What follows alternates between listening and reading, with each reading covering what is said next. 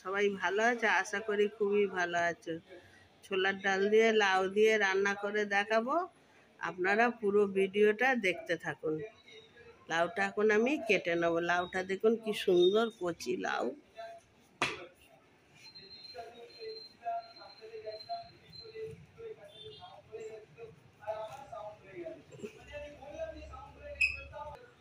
বন্ধুরা দেখুন লাউটা একদম কচি।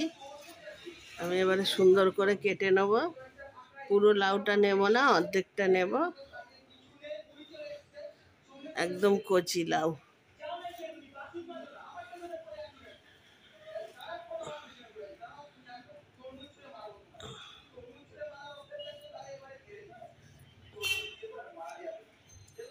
লাউটা এইভাবে আমি কেটে নেব। আপনারা অবশ্য বুক বাদ দিয়ে এইভাবে কাটবেন, লাউটা রান্না করলে সুন্দর লাগে।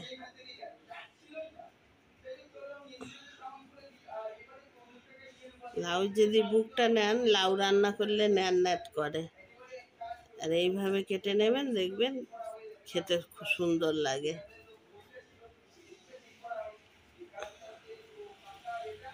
যারা লাউ খেতে পছন্দ করেন না, তারা অবশ্যই একবার এইভাবে রান্না করে খেয়ে দেখবেন, খুব ভালো লাগবে, টেস্টি লাগবে।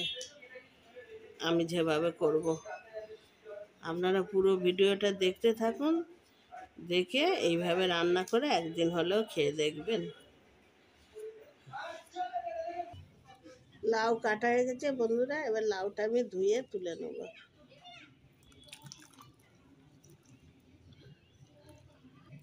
এই লাউগুলো আমি ধুয়ে চুপড়ির মধ্যে তুলে রাখলাম, জলটা ঝরে যাবে। বন্ধুরা দেখুন লাউটা ধুয়ে তুলে নিয়েছি। এই যে ছোলার ডাল, মুসুর ডাল, ফোড়নের জন্য শুকনো লঙ্কা, রসুন, জিরে আর হলুদ গুঁড়ো, লবণ, পেঁয়াজ কুচি ফোড়ন দেবো। জল গরম বসিয়ে দিচ্ছি, এবার ডালটা ধুয়ে দিয়ে দেবো।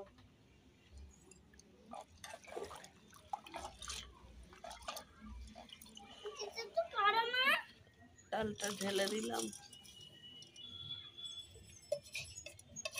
ঢাকাটা দিয়ে দিলাম।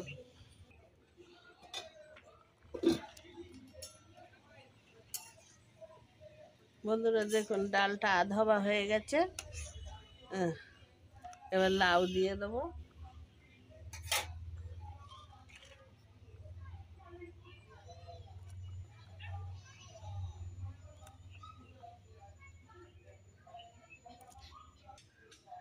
লবণ দিয়ে দিলাম 2 চামচ, হলুদ গুঁড়ো দিয়ে দিলাম 2 চামচ, অল্প একটু সরিষার তেল দিয়ে দিলাম।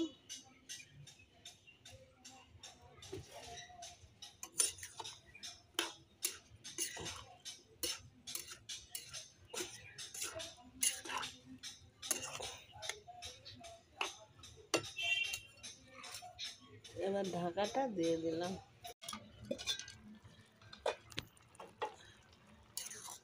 এবার দেখুন ডাল লাউ সব গলে গেছে।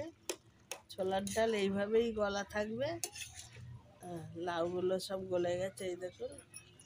এবার আমি নামিয়ে এনে ফোড়ন দেবো।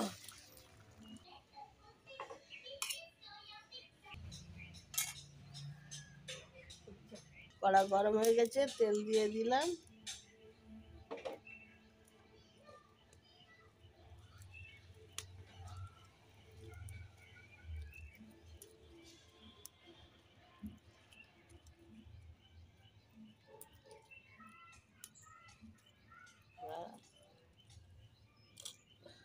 গোটা লঙ্কা দিয়ে দিলাম,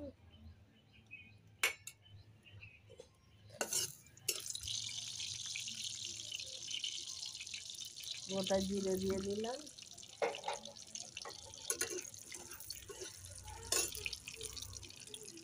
গোটা রসুন দিয়ে দিলাম,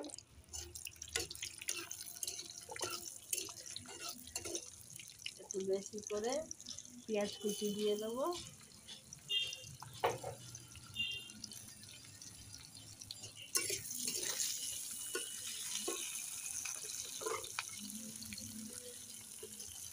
পেঁয়াজ কুচিটা একটু বেশিই লাগবে।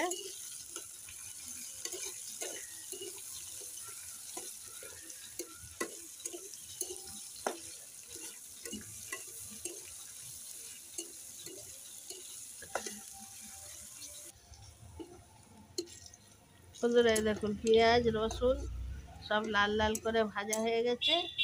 এবার আমি ডালটা ঢেলে দেবো।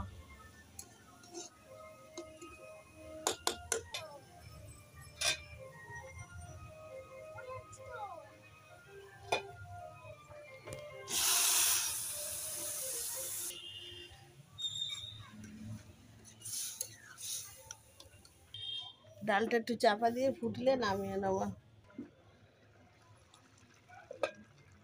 বন্ধুরা দেখুন ডাল ফুটে গেছে, লাউ ডাল ফুটে গেছে। এবার আমি নামিয়ে নেব। অনেকে মিষ্টি দেয়, আমরা মিষ্টি দিলাম না, আমরা মিষ্টি অত পছন্দ করি না। তো আপনারা চাইলে একটু মিষ্টিও দিতে পারেন, যে যেরকম ভালো। একটু ভাজা মশলা ছড়িয়ে দিলাম।